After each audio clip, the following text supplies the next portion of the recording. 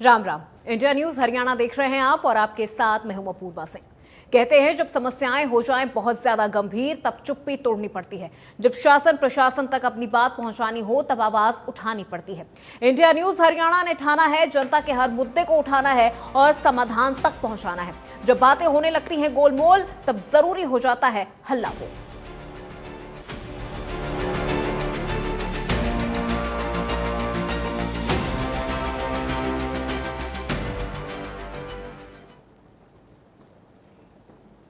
चोरी की वारदातें दिनों दिन बढ़ रही हैं। चोरों का आतंक भी लगातार बना हुआ है जो दुकानदारों के लिए सिरदर्द बन गया है। बाजारों में रात के समय दुकानों की सुरक्षा कारोबारियों के लिए हमेशा ही चिंता की वजह बनी रहती है।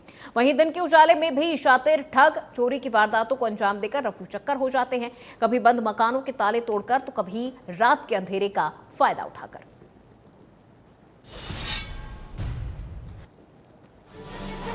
सुरक्षा और सख्ती के दावे चाहे कितने ही किए जाएं, लेकिन चोरों के आगे ना तो कोई ताले काम आते हैं, ना ही कोई सेफ्टी और ना कोई दूसरा इंतजाम। चोर बेखौफ होकर अपने मंसूबों को अंजाम देते हैं और फरार हो जाते हैं नए टारगेट की ओर। और ये सिलसिला ना चोरों की गिरफ्तारी से रुकता है ना ही उनकी धरपकड़ से। वो फिर लौट आते हैं उसी तरकीब और तैयारी के साथ। बीते कई दिनों में चोरी की कई ऐसी वारदातें सामने आई हैं जिससे लोगों को न सिर्फ आर्थिक नुकसान पहुंचाया है बल्कि कानून व्यवस्था को भी चुनौती देते दिखे हैं। रेवाड़ी में कई सालों से एक्टिव एक गिरोह ने एक बार फिर बड़ी चोरी की वारदातों को अंजाम दिया है। शहर के बड़े व्यापारी के घर की खिड़की तोड़कर अंदर घुसे चोरों ने जमकर उत्पात मचाया। स्क्रैप व्यापारी के घर हुई चोरी में लाखों के नुकसान की जानकारी है। वहीं बीते दिनों करनाल के नीलोखेड़ी में पड़ोस के 3 युवकों ने ही नशे की लत को पूरा करने के लिए पड़ोसी के घर से 18 तोले के करीब चांदी के गहने चोरी कर लिए। हालांकि पुलिस ने कुछ ही घंटों में आरोपियों को गिरफ्तार भी कर लिया। घर के अंदर से 17 से 18 तोले चांदी जो है वो चोरी कर ली है। तो उस कंप्लेंट के ऊपर हमने मुकदमा नंबर 190/2025 जो है दर्ज किया। दर्ज करने के बाद अपने एसएचओ साहब प्रबंधक अफसर राजपाल सिंह की कुशल नेतृत्व में हमने 3 आरोपियों को पकड़ा है। उसमें 3 आरोपियों से हमने जो 17-18 तोले चांदी थी वो टोटल बरामद किया है। अब पड़ोस में ही है घर इनका, उन्होंने चोरी किया था। ये नशे करने के आदी है जो गांव में भी इनके बारे में बताया जा रहा है। तो नशे की लत को पूरा करने के लिए इन्होंने इस वक्त करनाल से ही चोरी की एक और हैरान कर देने वाली घटना सामने आई है, जहां शातिर चोर ने करनाल के सराफा बाजार में 500 का नोट देकर ज्वेलरी शोरूम के मालकिन को सम्मोहित कर लिया और दुकानदार की आंखों के सामने से 12 लाख का 122 ग्राम सोना लेकर फरार हो गया। सम्मोहन के जरिए चोरी का ये मामला नया नहीं है। ये एक ऐसा जरिया है जिसे शातिर चोर जिसे निशाना बनाते हैं उसके दिमाग को पूरी तरह से काबू कर लेते हैं। उसकी आंखों के सामने ही पूरी घटना को अंजाम दे देते हैं और पीड़ित शख्स कुछ कर नहीं पाता। हमें सूचना मिली थी माया ज्वेलर्स से एक लड़के ने 120-21 ग्राम के लगभग सोना चोरी कर लिया है। तो सूचना मिलने के बाद वहां गए थे, वहां फुटेज वगैरह देख ली है और अभी उसमें कई कैमरे देख लिए हैं, उनमें जाता हुआ दिखाई दे रहा है। अभी रूट की चेकिंग कर रहे हैं और कई आदमी इसमें अपने पुलिस के लगा रखे हैं कैमरे चेक करने पे और जल्द ही उनको कैच करेंगे। चोरी की अलग अलग तरकीबों से शातिर चोर लोगों को भारी नुकसान पहुंचा रहे हैं।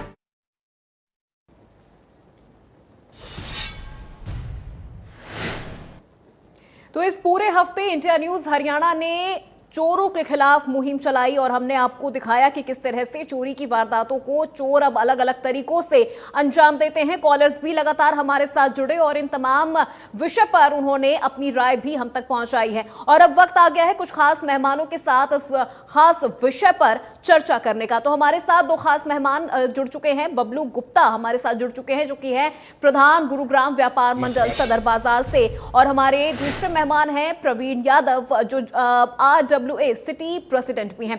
बहुत स्वागत है आप दोनों मेहमानों का हमारे साथ इंडिया न्यूज हरियाणा की इस खास चर्चा में। सबसे पहले बबलू गुप्ता जी, मैं आपसे जानना चाहूंगी, चूंकि आप प्रधान हैं व्यापार मंडल से, तो व्यापारियों के लिए इस वक्त चोरी की ये जो समस्याएं, हालांकि ये बहुत बड़ी समस्या है, लेकिन अब किस तरह से आप लोग इन चीजों से निपट रहे हैं, किस तरह से इन चीजों को टैकल कर रहे हैं और प्रशासन से किस तरह की उम्मीदें आप लगाए हुए हैं? सबसे पहले तो मैं आपका चैनल का शुक्रिया अदा करना चाहूंगा कि आपने मेरे को इस लायक समझा जी। मैं आपको ये बताना चाहता हूं, सरकार हर तरह की चैलेंज करती है कि हम ये कर रहे हैं, हम वो कर रहे हैं। बाजार के अंदर भीड़ होती है सैटरडे और संडे को, पुलिस की हमारे पास कोई सुविधा नहीं है। जितनी हमें पुलिस चाहिए, भीड़ के अंदर पुलिस नहीं है हमारे पास। दूसरी बात, रात को जितनी गश्त बाजार में होनी चाहिए उतनी गश्त नहीं है बाजार के अंदर, है उतनी नहीं है जितनी गश्त हमें चाहिए। तीसरी बात, मैंने 2012-13 में कैमरे लगवाए थे सदर बाजार के अंदर, सोना चौक पे और पोस्ट ऑफिस पे जी। उसके बाद वो कैमरे खराब होने के बाद आज तक वो कैमरे नहीं लगे।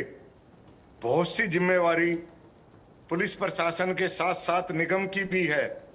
निगम ने आज तक हमारे बाजार के लिए 100 रुपए खर्च नहीं करे हैं। कोई रिकॉर्ड के अंदर कहीं भी स्टेटमेंट में दिखा दे निगम की हमने सदर बाजार में 100 रुपए खर्च करे हैं। ना हमारे पास बिजली की सुविधा है, ना हमारे पास कैमरे की सुविधा है, किसी प्रकार की कोई सुविधा हमारे पास नहीं है। जिसमें व्यापारी सबसे ज्यादा सरकार को टैक्स देता है, हाउस टैक्स देता है जी, डेवलपमेंट चार्ज देता है। अगर हम डेवलपमेंट चार्ज नहीं दे सकते, देंगे तो प्रॉपर्टी को हम बेच नहीं सकते, हम प्रॉपर्टी की रजिस्ट्री नहीं करा सकते, हाउस टैक्स के हमारे पास नोटिस आ जाते हैं। व्यापारी तो चारों तरफ से घिरा हुआ है, कहीं से भी सांस नहीं ले सकता। और सबसे बड़ी बात है, हम सरकार की इतनी मदद करते हैं, उसके बाद भी हमें दरवाजे के बाहर खड़ा होना पड़ता है गर्मी में। और कई ऑफिसों में तो ये हालात है, अफसर तो एसी में बैठता है और बाहर वेटिंग रूम में पंखे भी नहीं होते। ये हालात हैं। अगर हम किसी अफसर से मिलने जाते हैं तो काम के लिए, वहां पे पंखे भी नहीं होते जी। अगर पंखे होते हैं तो कुर्सी नहीं होती। ऐसा यहाँ अक्सर देखा गया है और हमारे काम बहुत आसानी से नहीं होते। प्रशासन के साथ साथ निगम भी है। चोरी तो ऑटोमेटिक होगी जब लाइटें नहीं होगी, सुविधा नहीं होगी। बिल्कुल बबलू जी, क्योंकि देखिए इस वक्त खास तौर पर अगर व्यापारी वर्ग की बात करें तो चोरी की समस्याओं से व्यापारी वर्ग काफी ज्यादा जूझ रहा है। एक वक्त होता था जब चोरी की इस तरह की वारदातें रात के ही समय में हुआ करती थी, लेकिन अब दिन दहाड़े चोरी की वारदातें हो रही हैं। हिप्नोटिज्म का भी सहारा लिया जा रहा है। प्रवीण यादव जी, आपसे समझेंगे, व्यापारी वर्ग काफी ज्यादा परेशान है, काफी सवाल उनके जहन में चल रहे हैं। अब अगर व्यापारी खुद अपने दुकान की सुरक्षा करने के लिए लाठी डंडे लेके दुकान के बाहर अगर खड़ा रहेगा तो फिर वो पुलिस प्रशासन से क्या उम्मीद करेगा? किस तरह से इन चीजों को लेकर एक रोड मैप बनाया जा रहा है? इन समस्याओं को किस तरह से खत्म किया जाएगा?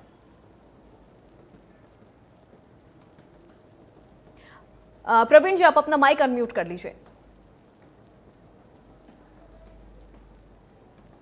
नमस्कार जी, पहले तो आपका बहुत बहुत धन्यवाद जो आपने व्यापारियों और आरडब्ल्यूएस की समस्या को सरकार और प्रशासन के सामने उठाने के लिए एक इस तरह का एक मंच हमें उपलब्ध कराया है जी।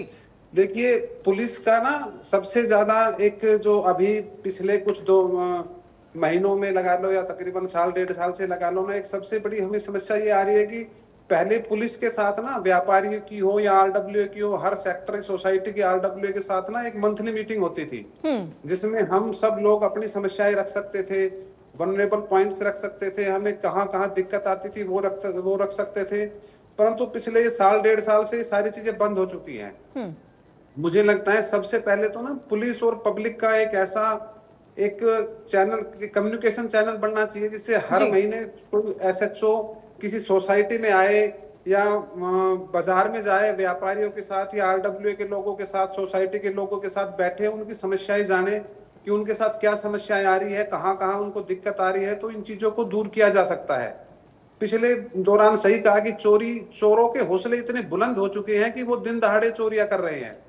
एक दो फ्लैट तो हमने ऐसे देखे हैं कि कोई फ्लैट मालिक 10 मिनट के लिए बाहर गया है और वापस आया है किसी दुकान से दूध लेके या कुछ सब्जियां लेके, तो उसे घर में चोरी हो चुकी होती है। इसका मतलब वो रेकी कर रहे होते हैं कि किस टाइम वो घर से बाहर निकल रहा है और किस टाइम वो घर के अंदर आएगा।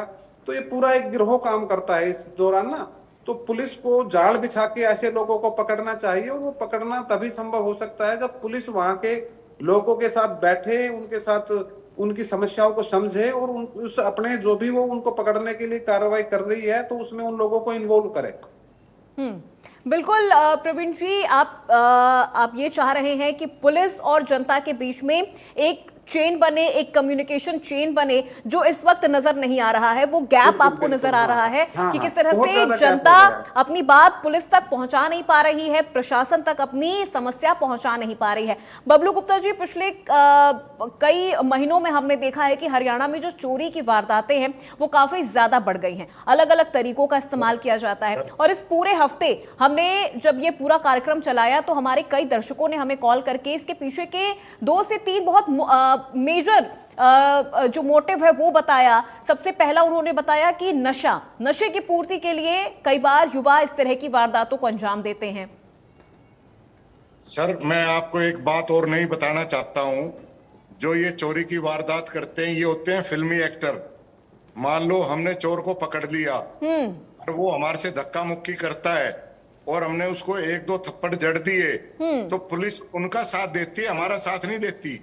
ऐसा आपको क्यों लगता है सर? कि लाला जी, आपने इसके साथ हाथापाई क्यों करी है? आपने कानून को हाथ में लिया है, आपके ऊपर भी मुकदमा दर्ज होगा। फिर एक व्यापारी इन फचड़ों में ना पड़ के कहता है भाई तू इसको जाने दे, हाथ जुड़वा ले। ये सबसे बड़ी परेशानी है। कुछ एसएचओ अच्छे आए थे, उन्होंने हमारे से व्यापारियों से मीटिंग करी, महीने में, 2 महीने में, 15 दिन में। अच्छे एसएचओ भी आए, जैसे प्रवीण जी ने बताया, इनकी बात बहुत अच्छी है। एसएचओ महीने में, 2 महीने में एक मीटिंग रखे, 10, 15, 20 आदमियों को बुलाए, व्यापारियों को बुलाए, मीटिंग करे, बाजार में राउंड मारे, बड़ा फर्क पड़ता है। लेकिन आप ये बताओ, जो चोरी करने आया है वो चोरी करेगा और हमने पकड़ लिया, वो ये तो है नहीं कि हमारा स्वागत करेगा, हमारे साथ हाथापाई तो करेगा। अब हाथापाई करेगा तो हमारे से भी हाथापाई होगी। तो पुलिस हमारे को डराती है कि आपने इसके साथ मारा पीटी क्यों करी, आपके खिलाफ भी मुकदमा दर्ज होगा, आपने कानून अपने हाथ में क्यों लिया। ये बहुत बड़ी समस्या है। अगर रात को हमने चोर पकड़ लिया और वो हमारे ऊपर अटैक कर रहा है तो हम उसको क्या कहेंगे, भाई तू हमें मार ले, हमें पीट ले और हमारा सामान भी ले जा। तो कई दफा क्या होता है, बहुत से व्यापारी जो है दिलेर होते हैं, वो उसका मुकाबला करते हैं जी। और जब हम उसको पकड़ लेते हैं तो पुलिस ये कहती है जी आपने इसको क्यों मारा, अब इसका क्या जवाब दें हम। यानी कहीं ना कहीं जो समस्याएं हैं वो व्यापारियों के लिए तब भी खत्म नहीं होती हैं जब वो चोर को पकड़ लेते हैं।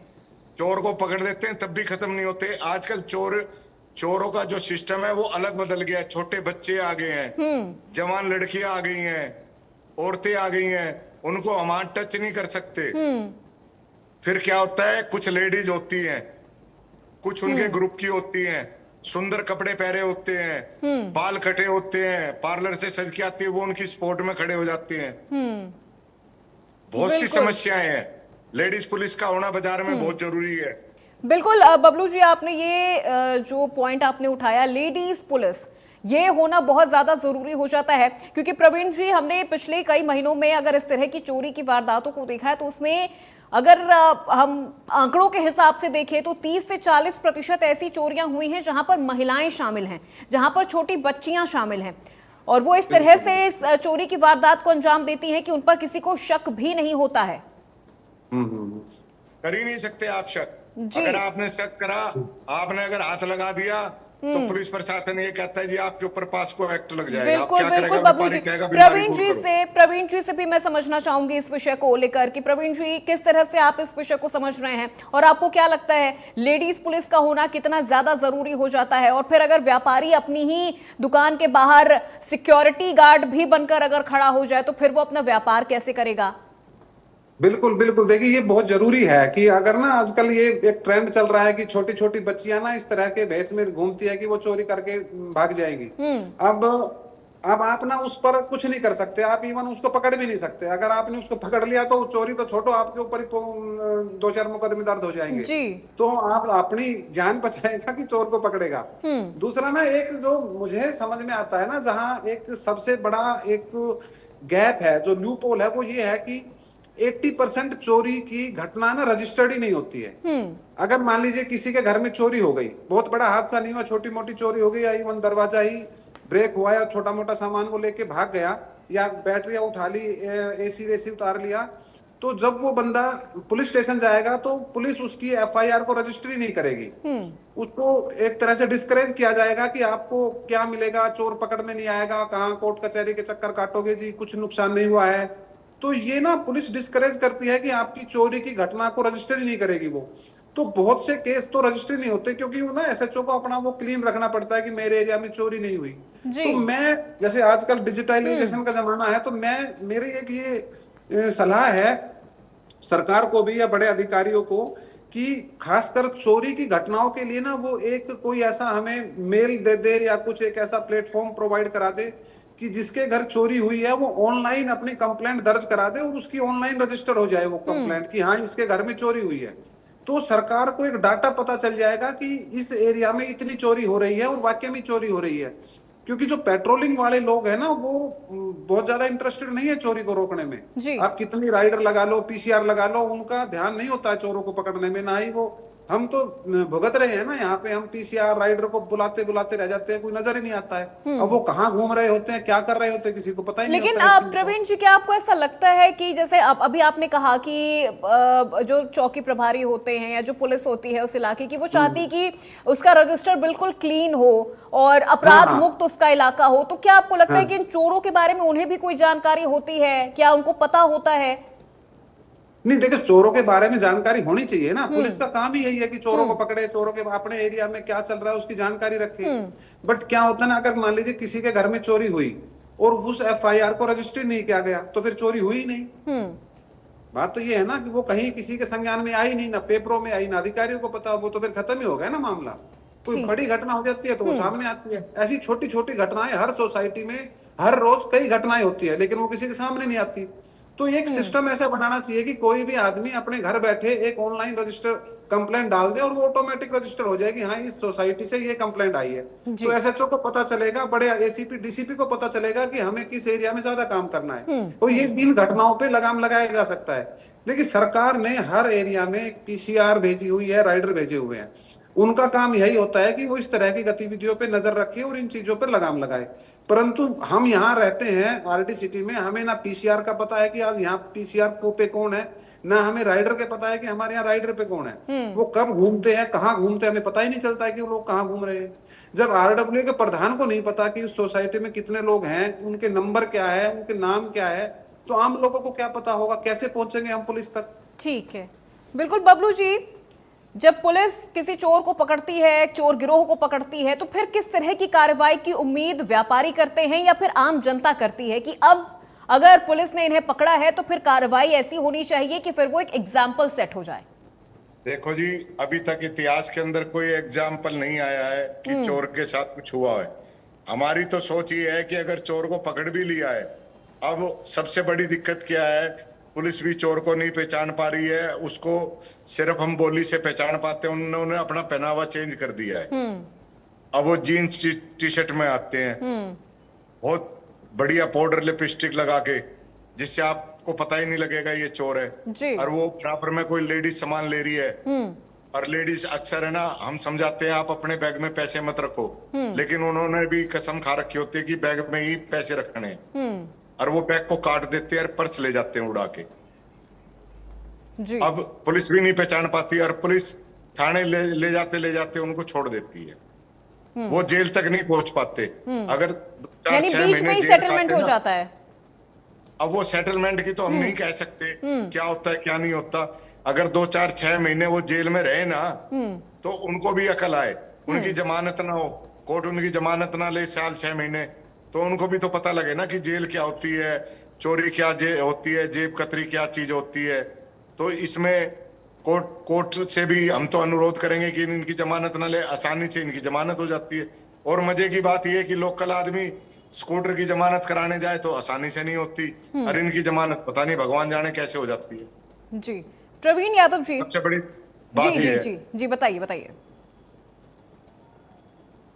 जी, मेरा कहने का मतलब हाँ। ये है कि अगर एक एसएचओ अपने एरिया के अंदर कंटिन्यूसली मीटिंग करे और कम से कम जो वहाँ के आरडब्ल्यू के प्रधान है उनके साथ वहाँ राइडर पीसीआर के नंबर शेयर करते, तो हम लोग इमीडिएटली कॉल कर सकते हैं कि भाई हमारे यहाँ ये समस्या हो रही है, आप आके इसको देखो। बहुत सी न्यूसेंस होती है लेकिन पुलिस प्रेजेंस जीरो होती है। एक समस्या मैं बताऊं, हमारे सामने एक बहुत बड़ी समस्या ये भी आ रही है कि जो लोग सेक्टरों में या प्लॉटेड एरिया में रहते हैं ना, वहां पे पुलिस तो चाहती है कि वहां गेट लगाए जाए, परंतु डीटीपी डिपार्टमेंट परमिशन नहीं देता वहां गेट लगाने के लिए।